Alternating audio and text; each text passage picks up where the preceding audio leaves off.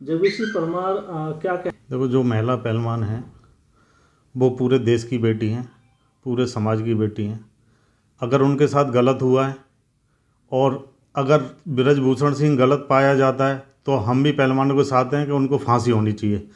अगर ब्रजभूषण सिंह सही है, अगर पहलवान गलत पाए जाते हैं तो क्या पहलवान भी अपने ऊपर एफआईआर दर्ज करा के सज़ा पाने के लिए तैयार हैं? पहली बात। दूसरी बात, जब पहलवान धरने पर पहली बार बैठे थे तो सरकार ने सुना था, उसी के आधार पे सुप्रीम कोर्ट गए ये लोग, सुप्रीम कोर्ट ने एफआईआर कर दी, लेकिन इनको सुप्रीम कोर्ट पर भी विश्वास नहीं है। अब धरने पर ये नहीं बैठ रहे, ये गंदी राजनीति के शिकार हो रहे हैं। ये कुर्सी की लड़ाई हो रही है क्योंकि वो क्षत्रिय है, राजपूत है और जाट समाज चाह रहा है ये कुर्सी उनके हाथ में, क्योंकि खिलाड़ी सारे हरियाणा से और ज़्यादा से ज़्यादा जाट समुदाय से। अभी क्या है, वहाँ डकैत जात को डकैत बोलता हूँ, डकैत पहुँच गया, भीमसेना का चंद्रशेखर पहुँच गया, राहुल गांधी की बहन प्रियंका गांधी, जितने भी देश विरोधी ताकत थी और समाज विरोधी ताकत हैं वो इनको हवा दे रही हैं, इसलिए वहाँ पे धरने पर लगातार बैठे हैं। अन्यथा इनको सुप्रीम कोर्ट पर विश्वास रखना चाहिए था और इंतज़ार करना चाहिए था। अगर सुप्रीम कोर्ट की जांच में अगर ब्रजभूषण सिंह गलत पाए जाते हैं तो हम बिल्कुल बेटियों के साथ हैं और ब्रजभूषण को फांसी की सज़ा होनी चाहिए। अगर मान लो इनके कहने से उसको फांसी की सज़ा हो जाए, अगर बंदा साबित पाया तो उसकी तो सारी इज्जत धुल जाएगी ना मिट्टी में। लेकिन एक सम्मानित पद पर बैठा हुआ है, उसकी एक गरिमा होती है, सिस्टम से होता है, जांच भी होती है। अब एक बात बताओ, ये जो कांग्रेस के जो राहुल गांधी जी हैं, इन पर भी एक टाइम पर बलात्कार का मुकदमा दर्ज हुआ था मुलायम सिंह यादव की सरकार में। क्या वो अरेस्ट हुआ था? क्या उसे फांसी की सज़ा हुई? आज भी तो वो खुला घूम रहा है ना।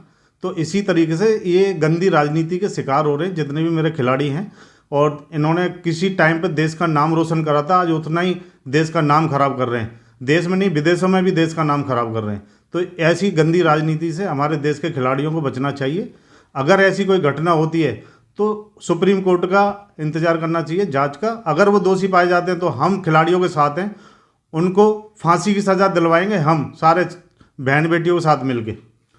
देखो, तांडव सेना का ये कहना है, जितना भी लव जिहाद और ये चल रहा है देश के अंदर, इसमें कहीं ना कहीं हमारे माँ बाप, हमारे परिवार का हाथ है, क्योंकि हम लोगों को अपने धर्म के बारे में बताया नहीं चाहता। और ये जो जिहादी हैं इनको बचपन से ही कट्टर बनाया जाता है और इनको इनके धर्म के बारे में बताया जाता है, क्योंकि जब हमारी बच्चियों को, हमारे बेटों को हमारे धर्म के बारे में पता ही नहीं होगा तो हम दूसरे वाले धर्म से सतर्क कैसे रहेंगे। तो सबसे पहले तो माँ बाप को अपने बच्चों को अपने सनातन धर्म के बारे में जानकारी देनी चाहिए और जिहादियों से कैसे बचना है। ये एक तरह का युद्ध चल रहा है देश के अंदर। जिहादियों को फंडिंग होती है हिंदू बेटियों को फंसाने के लिए, उनसे शादी करने के लिए।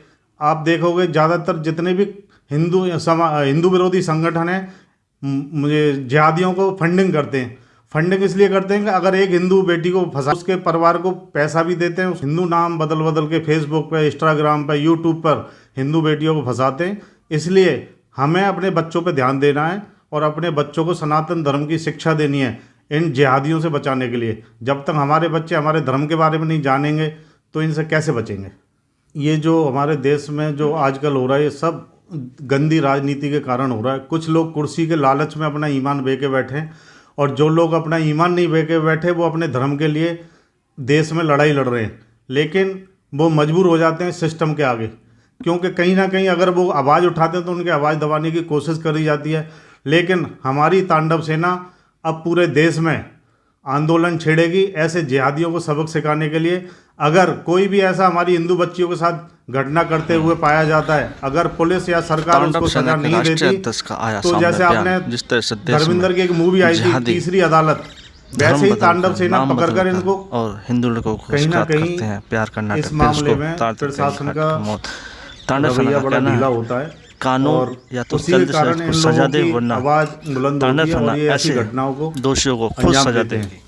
लेकिन अब सिस्टम को भी बदलना होगा, सरकार को भी बदलना होगा, वरना इस देश के अंदर ऐसे जिहादियों को सबक सिखाने के लिए तांडव सेना वो तांडव करेगी, एक भी जिहादी आपको दिखाई नहीं देगा।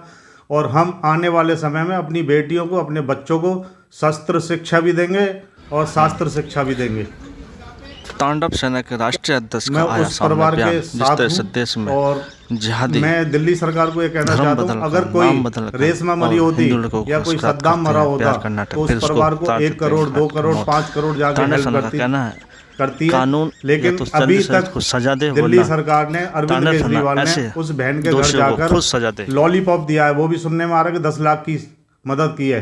अगर यही कोई रेशमा या खालिद होता तो 1 करोड़ 5 करोड़ 10 करोड़ तक मदद देती है।